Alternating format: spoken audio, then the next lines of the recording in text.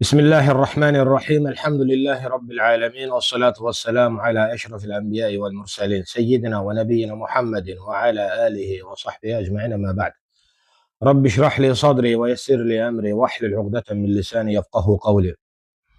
Qardaşlar, hər birinizi uca Allahın salamı ilə salamlayıram. Esselamu aleykum və rəhmətullahi və barakatuhu deyirəm. Deməli, bəzən qardaşlarımız sual verirlər ki, sübh çağı Quran oxumaq barədə. Sübh çağı Quran oxumağın əzəməti və fəziləti barədə soruşurlar. Bu barədə onu qeyd etmək istərdim ki, qardaşlar, sübh çağı Quran-ı Kərimi oxumağın əzəməti mövzusu ümumiyyətlə həm Quran-ı Kərimdən, həm də sünnədən dəlillərlə çox dərin və təsirli bir ibadət anlayışını həmişə ortaya qoyur. Necə ki, Uca Allah Quran-ı Kərimdə İsra surəsinin 78-ci ayəsində buyurur ki, Əuzu billahi minəşşeytanirracim, Əqimis-salətə lidulukiş-şəmsi ilə qasaqil-leyli və Qur'anəl-fəcr, İnnə Qur'anəl-fəcri kənə məşhudə. Gün batmağa meyl edəndən gecənin qaranlığına dək, yəni bəlli vaxtlarda namaz qıl və sübh çağı Quran oxu. Sübh çağı Quran oxu. Yəni fəcr namazını da qıl, sübh çağı Quran oxu. Çünki sübh çağı oxunan Qurana mələklər tərəfindən şahidlik edilir.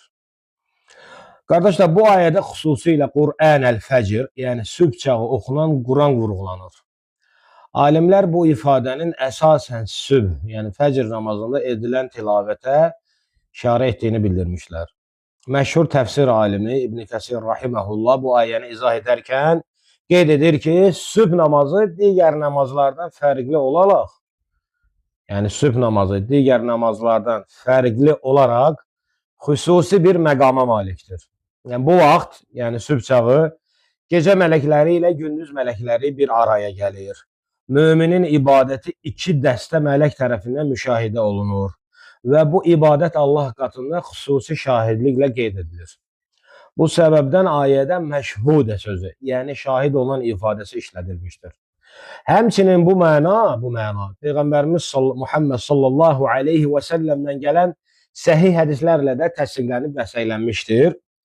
Necə ki, o buyurur hədislərin birində, يَتَعَاقَبُونَ ف۪يكُمْ مَلَائِكَةُ بِالْلَيْلِ وَمَلَائِكَةُ بِالنَّهَارِ وَيَجْتَمِعُونَ فِي صَلَاةِ الْفَجْرِ وَصَلَاةِ الْعَصْرِ ثُمَّ يَعْرُجُ الَّذ۪ينَ بَاتُوا ف۪يكُمْ فَيَسْأَلُهُمْ رَبُّهُمْ وَهُوَ أَعْلَمُ بِهِمْ كَيْفَ تَرَكْتُمْ عِبَادِي فَيَقُولُونَ تَرَكْنَاهُمْ وَهُمْ يُصَلُّونَ وَأَتَيْنَاهُمْ وَهُمْ يُصَلُّونَ. Yəni, müxtəsər olaraq hədisin tərcüməsi belədir ki, gecə və gündüz mələkləri sizin aranızda növbələşirlər və onlar sübh və əsr namazlarında bir araya gəlirlər. Bu hədis Səhih Əl-Buxari və Səhih Müslim kimi mötəbər mənbələrdə rəvayət olunmuşdur. Həmçinin qardaşlar, sübh vaxtının xüsusi bir sirri vardır. Yəni sübh çağı xüsusi bir vaxtdır. Belə ki, qəlb daha sakit və təmiz olur, dünya məşğuliyyətləri hələ başlamamış olur, ixlas və diqqət daha güclü olur, dua və zikir daha təsirli olur. Bu vaxt Quran oxumaq sadəcə bir ibadət deyil, həm də ruhun dirilməsi və qəlbin nurla dolmasıdır. Ha belə bu ayə və hədislər bizə iki mühüm tövsiyəni verir. Hansılar bunlar qardaşlarım? Sübh namazını vaxtında və diqqətlə qılmaq, sübh vaxtı Quran tilavətinə xüsusi önəm vermək, deməli, sübh namazını vaxtında və diqqətli qılmaq və sübh vaxtı Quran tilavətinə xüsusi önəm vermək. Çünki bu vaxt edilən ibadət şahid olunur. Bu vaxt edilən ibadət şahid olunur, qəbul olunmağa daha yaxın olur, çünki günün bərəkətini müəyyən edir. Deməli, sübh çağı Quran oxumaq müminin həyatında dönüş nöqtəsi ola biləcək bir ibadətdir.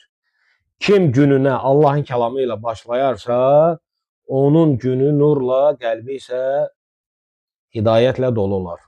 Allah subhanahu ta'ala bizi eşidib, faydalanan qullarından eləsin. Uca Allah bizi sübh namazını qoruyanlardan və Quranla yaşayanlardan etsin. Subhanakallah və bihamdik, nəşhədu və la ilahə illə ənt, əstəğfiruka və ətubu iləyh.